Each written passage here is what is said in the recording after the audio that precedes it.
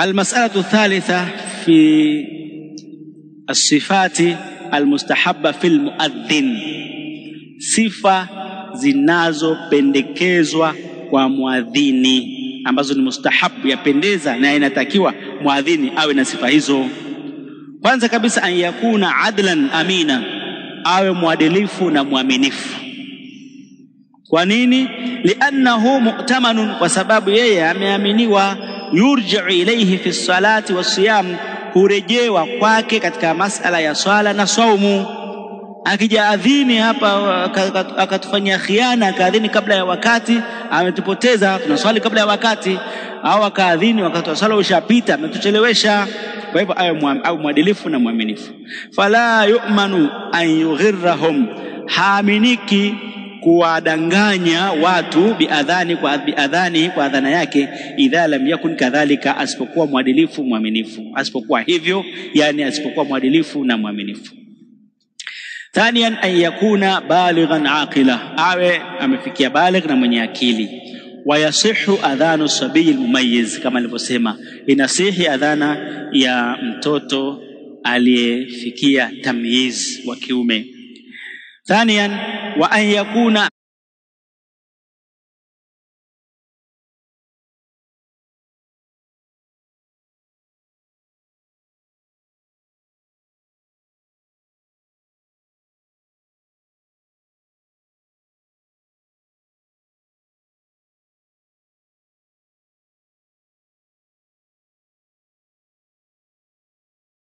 bil awqati, na awe ni mjuzi mwenye kujua nyakati.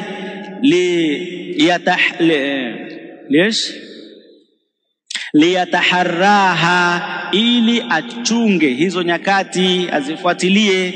Fayuadhin fi awwaliha, adhini mwanzo wake, yani awwali wakati as-sala. Li'annahu in lam yakun aliman, ikiwa hajui, rubbama ghalita, kwenda akakosea, waqta'a, akafanya makosa katika kuadhini, akaadhini kabla ya wakati kama tulivyosema. Kwa hivyo awe anajua wakati, awe anajua nyakati. Zamani ilikuwa kujua wakati ni kwa kuangalia jua, kuangalia kivuli. Sasa hivi kimefika wapi? Ni saa fulani. Sasa hivi kimefika wapi? Ni saa fulani. Sasa hivi ni kuangalia vyombo ambavyo tumewekewa kwa ajili ya wakati wa saa wa swala. Kuna saa hizi, kuna kwenye masimu haya. Naam, awe anajua nyakati za swala.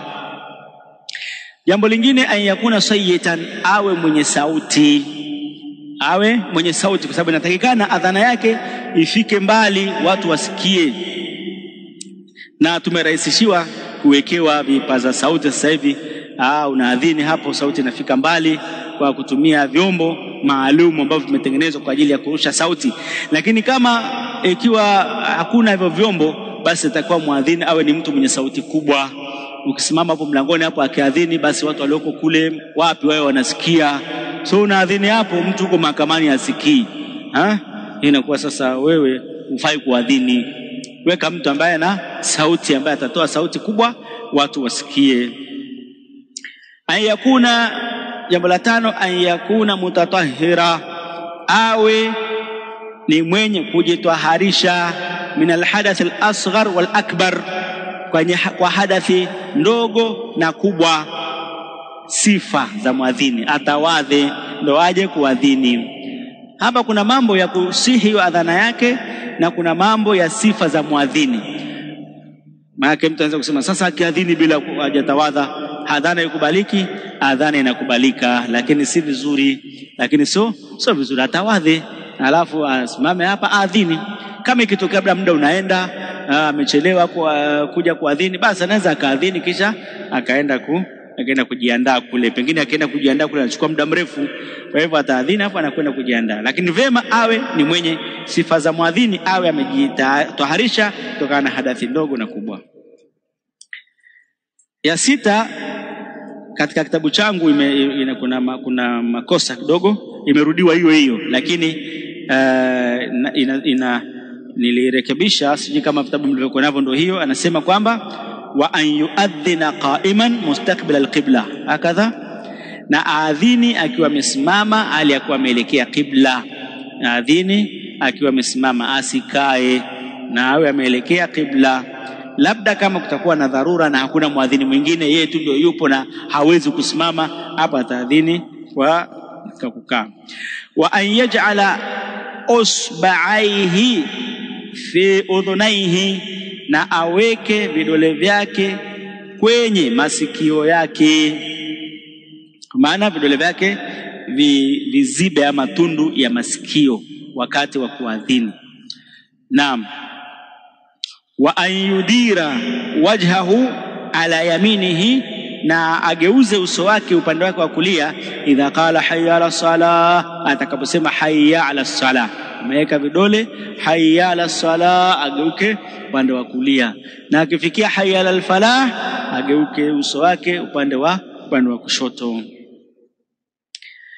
Wanasema kwamba hasa yule ambaye anaadhini bila mikrofoni, ile akiziba masikio yake hivi, basi sauti inapata kuwa kubwa zaidi.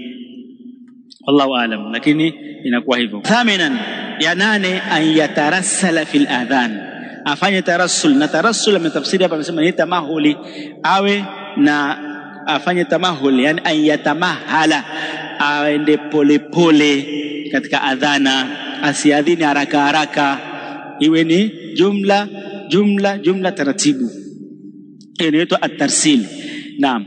Wa yahdar al-iqama au wa yuhdiru al-iqama, na aharakishe al-iqama, bimaana an yusri fiha, fanya haraka, kwa maana iqama inakuwa haraka kama mnavyoona tunavyofanya katika misikiti. Muadhini anaadhini polepole, Allahu akbar, anatulia kidogo, alafu anaanza Allahu akbar, hivyo. Lakini iqama ni Allahu akbar, ashhadu an la ilaha illa Allah, ashhadu anna Muhammadar Rasulullah. Ini ndo alhadaru. Naam. Kayfiyatul adhan, almas'alatu ar-rabi'a fi sifati al-adhan wal iqama. Mas'ala ya 4, sifa ya adhana na iqama, kwa namna ya adhana na iqama, matamshi yake. Yamekuja matamshi mengi, lakini sasa sisi tutatosheka na haya yaliyopo kwenye kitabu chetu. Imekuja adhana yenye sentensi 15 ambayo ndio hii tunayoadhini siku zote, na kuna adhana yenye sentensi 19, na kuna adhana yenye sentensi 17.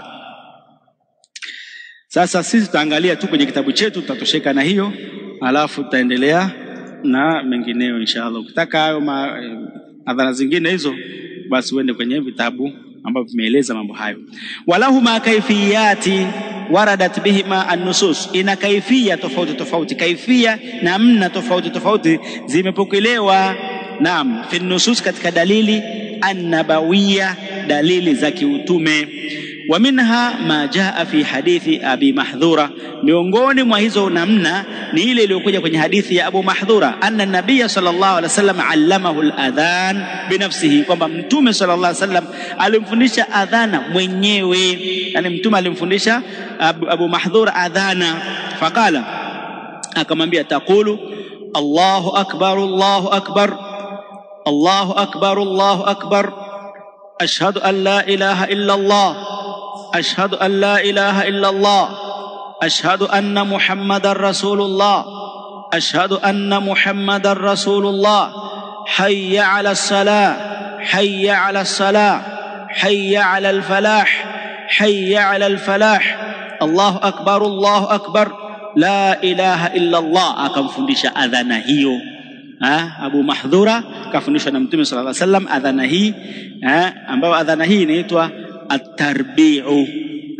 At-tarbi' kwa maana takbira zile zinatajwa mara 4 na shahada inatajwa mara 2, na takbira ya kwenye mwisho ile inakuwa mara 2, na la ilaha illa Allah inakuwa mara 1. Hii ndio yenye jumla 15. Hii ndio yenye jumla 15. Wa amma sifatul iqama, amma sifa ya iqama, fahiya taqulu, fahiya nayo ni taqulu, utasema. Na hii kama pia mtume alimfundisha Abu Mahdhura, utasema Allahu akbar, Allahu akbar, ashhadu an la ilaha illa Allah, ashhadu anna Muhammadar Rasulullah, hayya 'ala as-salah, hayya 'ala al-falah, qad qamatis salatu, qad qamatis salah, Allahu akbar, la ilaha illa Allah. Kwa maana inakuwa jumla zake zinakuwa moja moja, zinakuwa moja moja. Kwa maana Allahu akbar itasomeka ni moja, ashhadu an la ilaha illa Allah, ashhadu anna Muhammadar Rasulullah, hayya 'ala salah, hayya 'ala al-falah, qad inaongezeka qad qamatis salat, kwamba imesimama swala. Naam, imesimama swala au imekaribia kusimama swala, lakini hii inakuwa ni tahqiq kwamba imesimama swala, sasa watu wasimame ili waingie kwenye swala. Fatakunu kalimatul adhan marratain, maneno ya adhan yanakuwa mara mbili, wa kalimatul iqama marra, na maneno ya adhan yanakuwa mara moja, illa fi qawlihi qad qamatis salah, isipokuwa kwenye qad qamatis salah fatakunu marratain lilhadithi almadhiya, qad qamatis salah itakuwa mara mbili kwa hadithi iliyotangulia. Fahadhi sifatul adhan wal iqama almustahabba, hii ndio namna ya adhana na iqama ambayo ni mustahab, inayopendeza kuadhini namna hiyo na ni sunna. Lianna Bilalan kana yuadhinu bihi hadaran wa safara ma'a Rasulillah sallallahu alaihi wasallam, kwa sababu Bilal alikuwa akiadhini adhana hii wakiwa hadaran, kwa maana wakiwepo Madina, wa safaran, na wakiwa safarini, ma'a Rasulillah sallallahu alaihi wasallam, wakiwa pamoja na Mtume sallallahu alaihi wasallam, ila amata, mpaka alipofariki Mtume sallallahu alaihi wasallam. Wa in raj'a, na kama atafanya tarji'i, kitu kinaitwa tarji', kurudia, fil adhana au thanna al-iqama, au akafanya iqama mara mbili, fala ba'sa bidhali, hamna ubaya. Naam, na tarji'i atakuwa ameelezea hapo chini. Naam, at-tarji'i ni kurudia shahada mbili, yani ana wakati wa kuadhini akileta Allahu akbar, Allahu akbar, alafu analeta ashhadu an la ilaha illa Allah kwa sauti kidogo ya kati na kati, ashhadu an la ilaha illa Allah, ashhadu an la ilaha illa Allah, ashhadu anna Muhammadar Rasulullah, ashhadu anna Muhammadar Rasulullah, ashhadu an la ilaha illa Allah, anarudia tena ashhadu anna Muhammad, mpaka hivyo. Hiyo inaitwa tarjih. Kwa hivyo hizi kana kwamba analeta hizi mara mbili, inaitwa tarjih, inaitwa tarjih. Kwa hivyo kama akifanya tarjih na akafanya tathnia kwenye iqama, badala ya kuleta mara moja akaleta mara mbili kwenye iqama, anasema si vibaya, li'annahu min al-ikhtilafi al-mubah, kwa sababu katika ikhtilafu ambayo ni halali, kwa maana zimekuja riwaya nyingine ambazo zinafundisha hivyo. Na mtu akifanya tanawur, siku nyingine akaadhini akafanya tarjih, siku nyingine akafanya tarbi', naam, ni kwamba inafaa kufanya hivyo. Na au siku nyingine katika iqama akaleta mara mbili badala ya mara moja, pia yafaa kufanya hivyo, lakini iliyo mashuhuri ni hii ambayo tunayodumu nayo. ويستحب أن يقول في أذان الصبح بعد حي على الفلاح, yapendeza na ni sunna aseme kwenye adhana ya sala ya alfajiri, baada ya kusema hayya ala alfalah aseme as-salatu khairu minan naum, sala ni bora kuliko usingizi. Na hii imethibiti marratain, aseme mara mbili. Lima rawa Abu Mahdhura, kwa kile alichopokea Abu Mahdhura, anna Rasulullah sallallahu alaihi wasallam qala lahu, kwamba Mtume sallallahu alaihi wasallam alimwambia, in kana fi adhan as-subhi, ikiwa ni katika adhana ya asubuhi, qulta, utasema as-salatu khairu minan naum, utasema namna hiyo kwamba swala ni bora kuliko usingizi. Na hii inaitwa at-tathwibu, kwenye vitabu vya fiqh inaitwa at-tathwibu, kuleta as-salatu khairu minan naum.